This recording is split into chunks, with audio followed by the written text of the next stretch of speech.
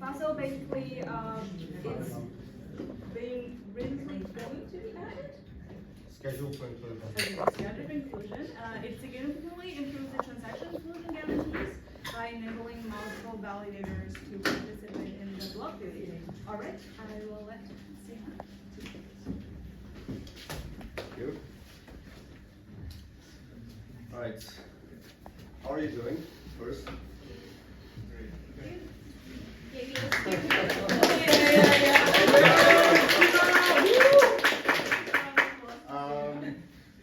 If you like so far the events and you think Riley is doing a good job, maybe another clap for her. Okay, so yeah, my name is Sina. I've been with EF for a few years now in different roles. Now with the Geth team, with a couple of my teammates up there. And yeah, I'd like to start by sharing a story with you all. And the story is that I was 14. I was living in a small town in Iran, and my friend and I, we made a website. Nothing serious, just a little corner of the internet for us. And one day, when things were going particularly good, we were excited. We were getting a lot of impressions on the website, so we were checking it a lot. And then suddenly we see that basically we try to open the website and this is what we see. And I will translate it for you. It says, dear visitor, the access to this website has been restricted. We find out that essentially our website has been censored by the government. And this has been like one of the first batches of internet censorship in Iran. The official government line was, we need to censor websites because they have immoral content. It's about safety, nothing to worry about. It's just want to get the immoral stuff out. We didn't have any immoral stuff. And this is essentially the title of how internet censorship in Iran went down. So in 2003, the first batch of websites, 15,000 on the list, were started to be targeted. They were taken down essentially. By 2018, Telegram was started and went down, and Telegram is the most widely used messenger in Iran. 2022, WhatsApp and Instagram were hit, and more recently, and I would say in the biggest escalation, just this February, so like 3 months ago, internet was shut down completely nationwide for 3 months. So people in the country, they had no internet, absolutely no connection to the outside for 3 complete months. And why am I telling this? I'm saying this because I've personally experienced that once a system of censorship is in place, then it doesn't go away. It doesn't shrink, only the scope of it grows. And I think that we should be careful. So the reason why I'm in Ethereum is because I believe that it's a different place. And I want to argue that one of the things that make it different is that essentially every valid transaction has the right of audience in Ethereum. Every transaction has a right to be considered and a right to be heard by the network. That's the principle. This might be a surprise to some of you here. At the peak, 79% of blogs were committed to censoring transactions on mainnet. That's 4/5 of all of the blocks. This is in 2022. I know a few faces who have been there and they saw it firsthand.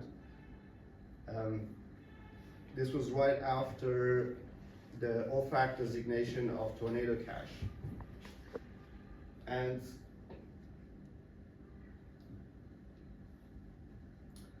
yeah, now good news is that now it's better. So the number has come down a lot. It's at 26%. But when you see that in such a short time, almost overnight, this number can rise up to 80%, then it tells me that there is something deeper, that the capacity for censorship is there. It's just that we got lucky and now there's no pressure anymore, so we got away with it. I'm lucky here that Friederike just before me explained all about the builder ecosystem, so I don't have to. But essentially, just to give you like a little summary that is relevant to this part, this is how it happened. This is why I think the capacity for censorship is there. The blocks on Ethereum are constructed by these super specialized entities called builders and relays. Their job is to make blocks and make sure that valuable or most valuable transactions are part of them or included there. They are ordered efficiently and they are routed well through the network. That's their job. They're good at it and they are needed, absolutely needed. Suddenly, during this whole 2002 episode, they started to scramble and come up with sanctions-related policies, even though they are not a money transmitter company. They weren't set up to do this kind of stuff, but they somehow had to deal with it. It basically just landed on their lap and they had to deal with it. Why? Because essentially, like all of the block throughput goes through them. Here's something that some people miss. Ethereum has 900,000 validators. 900,000 validators that are globally distributed, they are independently operated, and I would say it's just the most diverse set of validators in any network. And during this episode that I just mentioned before, essentially what they did was they were signing off on these blocks that came from the builders. Why? Because essentially they had a choice of two options. One option was that they would take the block that came from the builder, they would accept it, or they would self-build and leave money on the table. So most of them took the block that came from the builder, and that's how it went. Essentially what I want to leave you with is that all of these validators, they didn't really have a say in this situation. So two not so great options. And the policy that like a handful of companies came up with internally for their own operations was essentially imposed on the whole network and on the whole 900K validators. And I'm here to tell you that FOCIL fixes this. That's the speech, yeah. So Ethereum's main product is block space, and right now the validators, they don't really have a say that much what goes into these blocks. They are ordered and included by the builders. And FOCIL changes that slightly, so it gives validators a seat at the table. Each validator, each of these 900,000 gets a turn at determining what can be included in the next block. So everyone will have some sort of say. And I think that's a huge improvement. Because essentially, like, we have this globally diverse set, and through this mechanism, they can express their diversity at the protocol level. So again, remember that every transaction has a right of audience, and this is possible because every validator will have a voice. FOCIL is EIP 7805. It is scheduled for inclusion in Pegota. If all goes well, this will be early next year.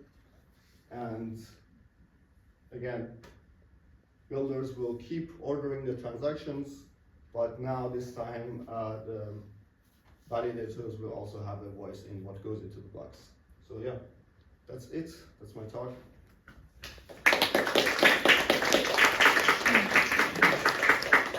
Any questions regarding FOCIL? Yeah, so how would that work? So what kind of voice do they have? Do they have a limit of transactions, or have they? Yeah, so it will be guaranteed by the network. So at the protocol level, at each slot, we will have a committee of 16 validators that are chosen at random. And between themselves, they would have to come up with something that's called an inclusion list. And this inclusion list is essentially mandated for the next block. So it has to be included. There are some conditions under which it will not be included. For example, if the block is already full, then obviously these ones cannot be included, and they will have to be included in the next one. So, but this is why I mean that every validator will get their turn, because it is completely random, and then it will go through the whole set. More questions? All right, thank you.